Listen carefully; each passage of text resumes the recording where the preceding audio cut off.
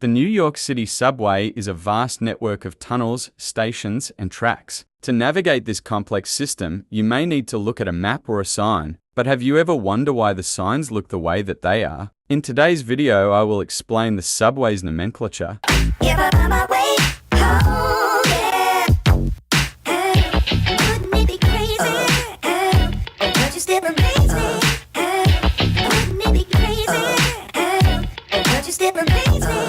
When riding the subway, you'll notice that the trains are identified using three different characteristics, that being the line, service, and color. The line is the most consistent characteristic as it is where the trains actually go to. For example, the IND 8th Avenue line. If you are a subway historian, you'll know that the IND was the company that operated the line prior to the merger of all the companies. The other companies are the IRT, which includes all the numbered lines, and the BMT, which operates some lettered lines. The next characteristic is the service designation. This is the letter or number of the line.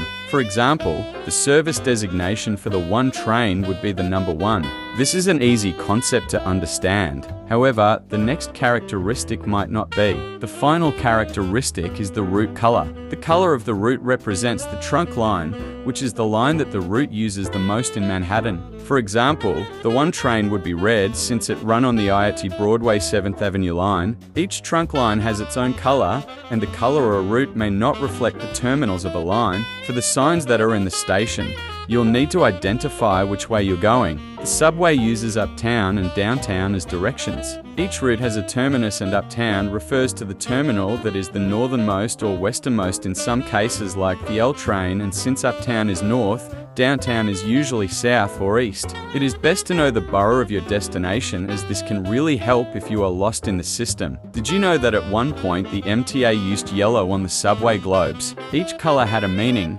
Green meant that a station was open 24/7 with a token booth. Red meant that a station was exit only and was without a token booth.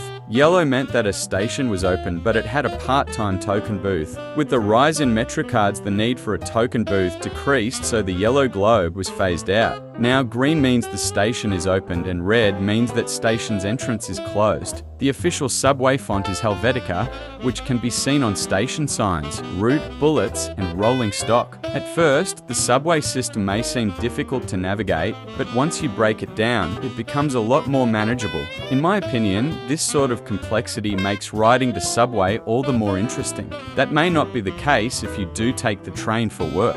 I hope this video was informative and that you all enjoyed watching.